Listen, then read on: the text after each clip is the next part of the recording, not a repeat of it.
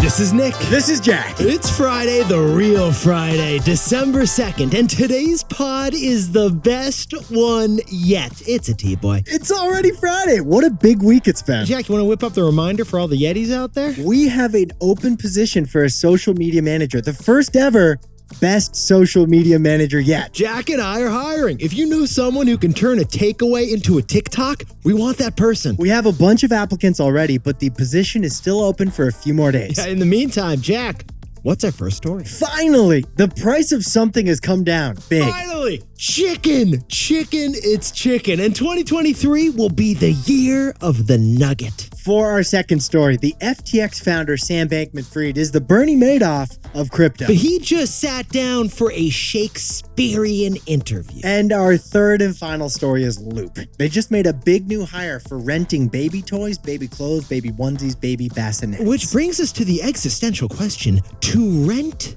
or to own? Is that two Shakespeare? No, that's to live or not. It's actually three. Shakespeare loved chicken nuggets, Jack.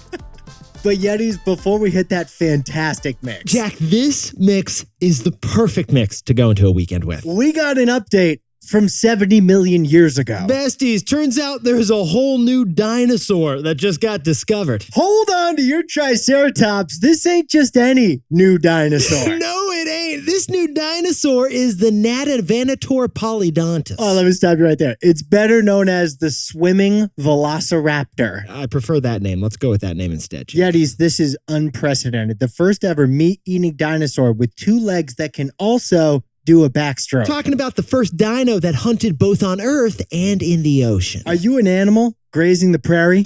Well, this dinosaur just ate you. Are you a fish swimming laps in the sea? Well, this dinosaur also just ate you. Paging Dr. Grant, this raptor would devour your nightmares. Jack, it's like if Samuel L. Jackson crossed a T-Rex with Michael Phelps. Now, they discovered this freaky fossil in central Mongolia. But Yetis, the way Jack and I see it, this freaky fossil isn't just a dinosaur. This thing is a future Hollywood star. Can we get those paleontologists down to Orlando, Florida? You know Disney or Universal is going to commercialialize this carnivore. And Jack, Netflix is just smelling the box office magic right now. They didn't dig up an ancient animal in Mongolia. No, they didn't. They just discovered a future animated trilogy, Jack. Jurassic Park 9. This thing. We'd watch that movie. So, Jack, what's the takeaway for our buddies over in digging up animals? Hollywood doesn't need more streaming dongles, Nick. No, Hollywood just needs more paleontologists. Let's eat our three stories. Life flies away. 15 years before this song, two boys from the Northeast met in a dorm. They had an idea that caused a cultural storm. It's the best one yet, but the best is a norm. Jack, Nick, that's it. I don't even think they need to practice. 50%, that's a fat tip. T-Boy City on your list. If you know, cause we ready to go. We can't wait no more, so just start the show. Start the show. For our first story, we just got the data that inflation chilled in the last month, but you already saw that in your sandwich. Our chicken sandwiches are getting a little fatter, and our wallets are too. Oh, Yetis, Jack and I just got another inflation report, and it showed a little bit of improvement. Not too shabby. In October, prices rose a tad slower, and that's a good thing. All right, that's good. That's pretty good. But Jack, what's better than that? A juicy chicken breast with breaded everything. Chicken, because besties, chicken had been suffering the worst in this inflation situation. In the past 2 years, chicken prices in America tripled. Yeah, poultry prices were the most poppin' of all the food out there on your plate. Restaurants ended up charging chicken fees, like $1 surcharge of anything chicken on the menu. Jack, remember that story we did over the summer? Wingstop? What did Wingstop end up doing? They sell chicken wings. There was such a shortage of chicken wings, Wingstop launched Thigh Stop. True story. We covered it. Yetis, the reason for all of this chicken inflation drama was because chicken plants had fewer workers during the pandemic, just as our chicken cravings surged. Chicken is a great takeout and delivery item, so that was perfect during the pandemic. But also, Jack, it wasn't just that. Wasn't it also the hatch rate? We should talk about the hatch rate. We got to talk about the hatch rate, Yetis. Eggs hatched per hen were down big in 2021. It's like an M. Night Shyamalan movie plot. It's a real statistic. Like Tyson, a chicken producer, admitted the reason to investors was an awkward thing with the hatch rate. Tyson admitted that they selected the wrong roosters, and that led to a low hatch rate. I'm not kidding. Like they had the wrong male chickens involved in the chicken production hatch rate. And that led to an unexpected decline in the number of hatched chicks. But get this, Yetis. Chicken prices have steadily declined more and more and more since the summertime. Chicken prices have plummeted 70% since June. And the big reason, hatch rates. They're back up to pre-pandemic The levels. chickens are apparently cooking up more chickens for us out there. Tyson, and again, we're not kidding here, Tyson changed the male at their hatcheries. Tyson found a rooster with a little bit more cock-a-doodle-doo. That's what they did.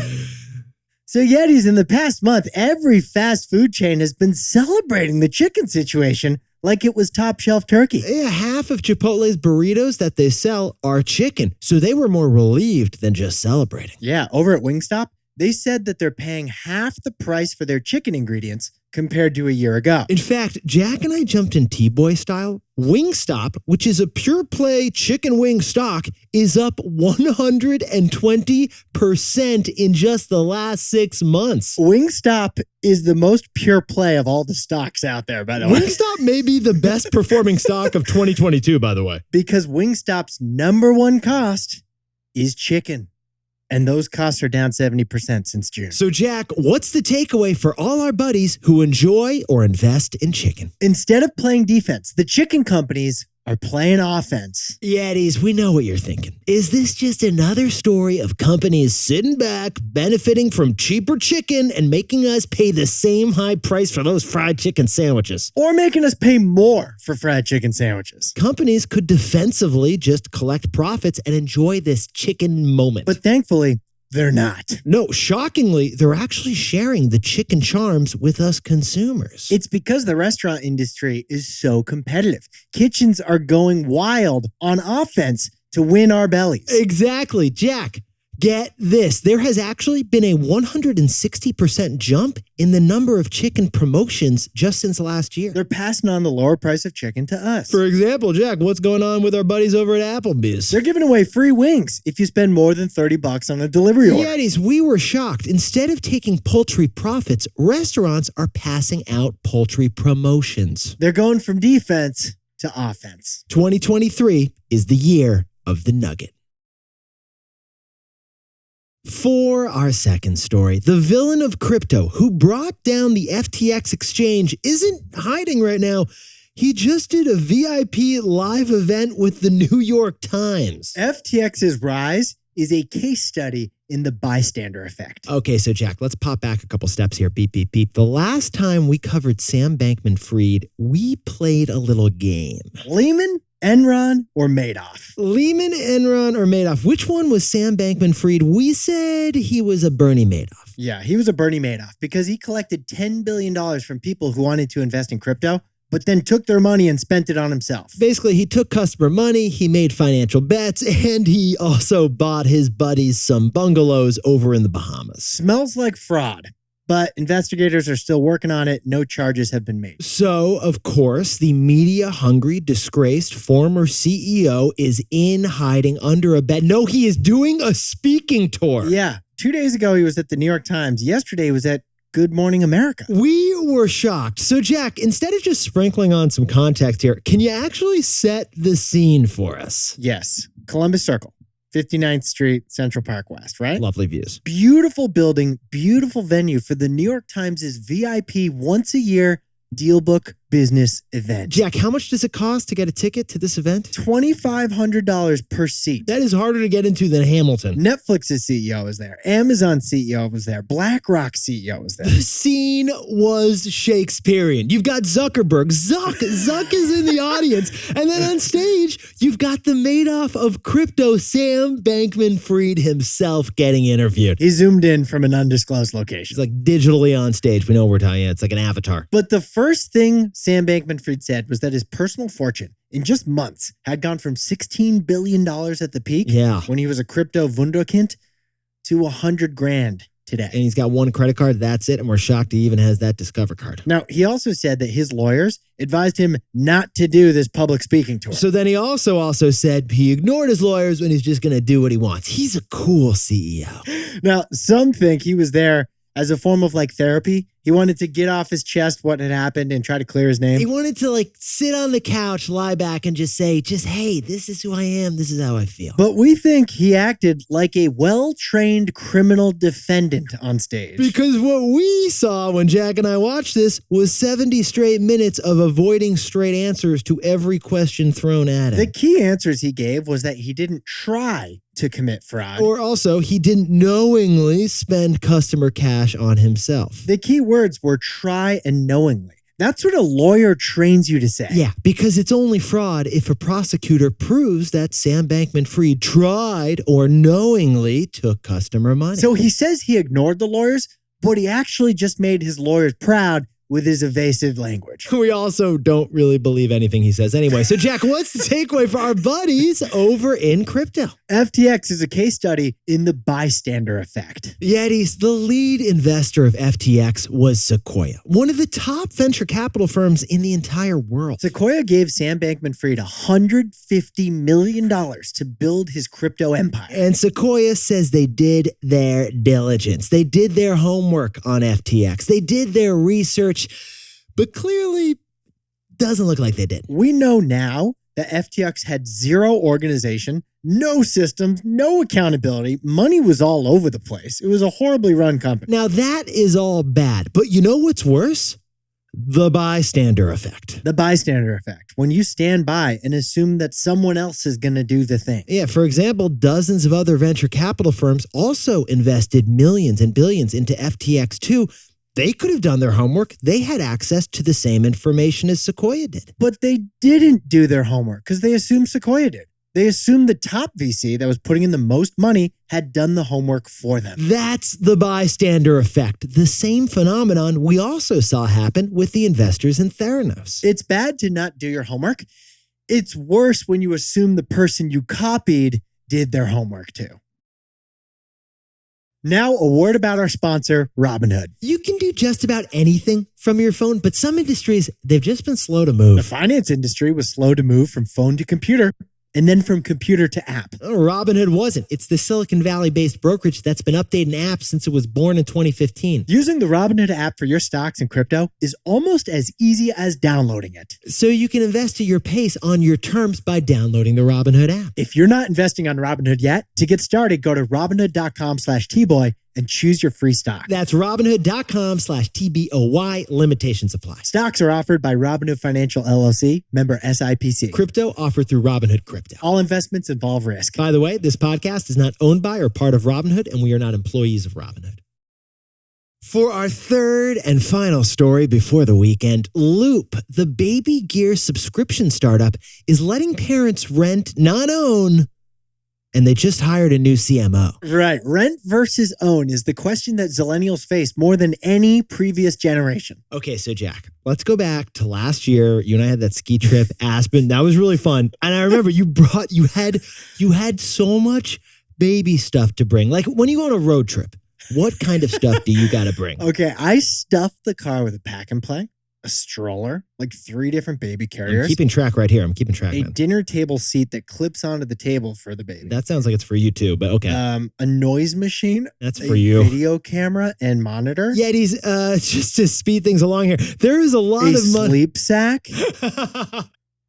Nail clipper. Yetis, as you can see from Jack's 6-volume list of things a baby may need, bath toys. There is a lot of money in selling all those things a baby may need, but there may be a bigger opportunity in renting out all those things a baby may need. Enter Loop, which just hired the former Glossier executive, Ali Weiss, to be CEO. You know, Jack and I got curious, so we jumped in T-Boy style. They also just acquired their rival in the baby bassinet rental business. Loop lets parents rent all those baby products and then give them back when you're done, instead of owning. Okay, so for example, for ages 0 to 6 months, what are they going to be producing, Jack? They're going to let you rent a smart bassinet, a baby cam, and a baby car seat. But But then that baby keeps growing, ages 6 to 12 months. Then what are the new products? You rent out training socks so they can learn to walk, a high chair, and maybe a jolly jumper. Baby just won't stop growing though, Jack. So age 18 months, then what are they selling? You send back the stuff that he's outgrown and you get instead stuff that's perfect for him right then. Like what kind of stuff is that? Blocks, blocks, blocks, and more building blocks. It's a lot of blocks. Yetis, all of that is why venture capitalists are really liking the kid economy these days. Every month, there's a new thing you need to buy for your kid. It creates a whole new sales cycle. Exactly. But Yetis,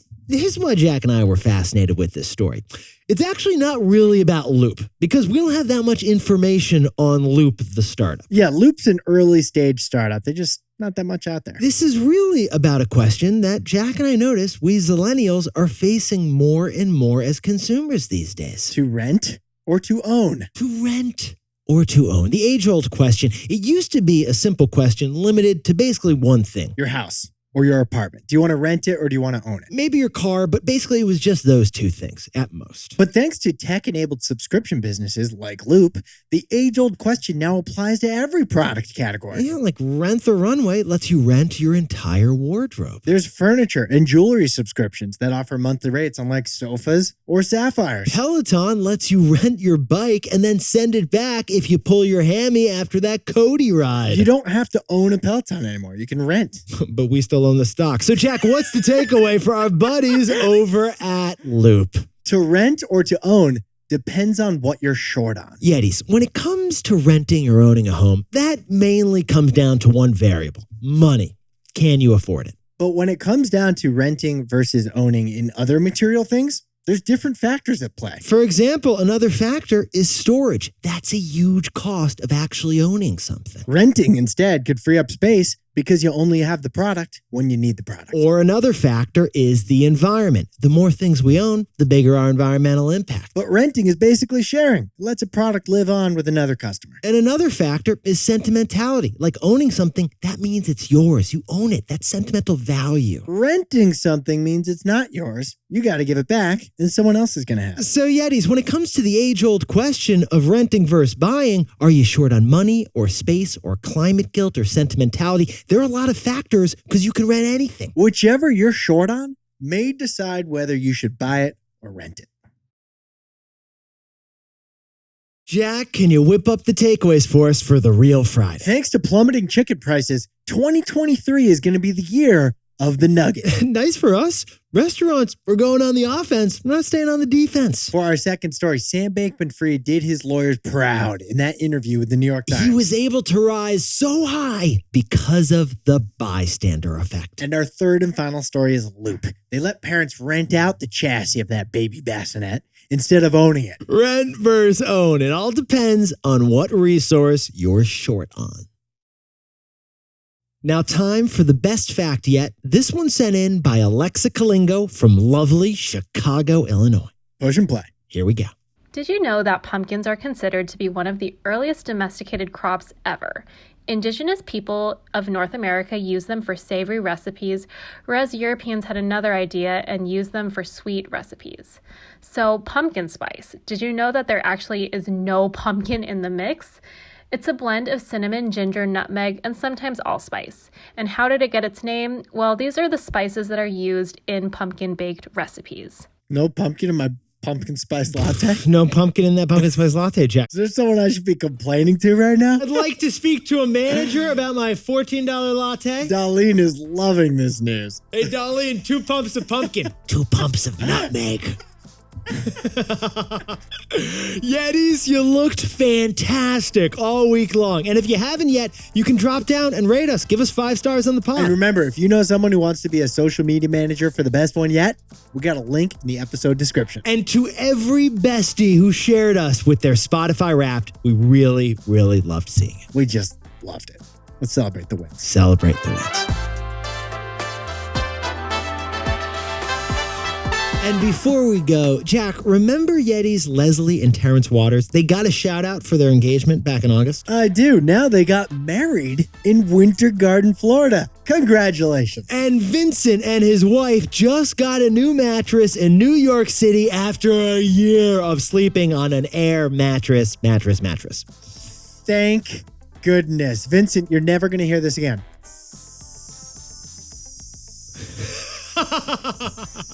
And Stephanie and her partner have a 5-year anniversary down in Orlando, Florida. And congratulations to Kevin Walsh, who's celebrating 6 years together with his partner in Orlando, Florida. And a happy birthday to Eric Luke down in Rosemead, California. And happy birthday to Lindsay Melnick, who just got a job at McKinsey. And a happy birthday to Alec Pham, who's celebrating this Sunday with his girlfriend down in Minneapolis. And happy birthday to Steve Bertrand in Sandy Springs, Georgia. And to anyone else celebrating something today, make it a T-Boy. Celebrate the wins. This is Jack. I own stock of Disney and Netflix, and Nick and I both own stock of Chipotle, Peloton, Spotify, and Robinhood. Now, a word about our sponsor, Robinhood. Jack, rule number 1 about a kitchen renovation, tell your friends about your kitchen renovation. We know the cabinets are expensive. Well, in the pandemic, a lot of companies renovated their businesses, focusing on apps and digital. Robinhood didn't have to. It was built digital from the start. Robinhood's mobile-first and intuitive design makes investing a little easier for every stage of your investing journey. Whether you want to trade options, ETFs, or stocks through Robinhood Financial, or buy some Bitcoin on Robinhood Crypto, you can do all that right on the Robinhood app. If you're not investing on Robinhood yet, to get started, go to Robinhood.com/Tboy and choose your free stock. That's Robinhood.com/TBOY. Limitations apply. Robinhood Financial LLC, member SIPC. All investments involve risk. By the way, this podcast is not owned by or part of Robinhood, and we are not employees of Robinhood. They're going from defense to offense. They're going from that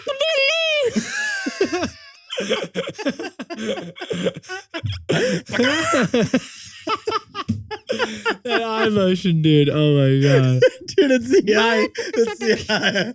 It's the eye. It's the eye motion.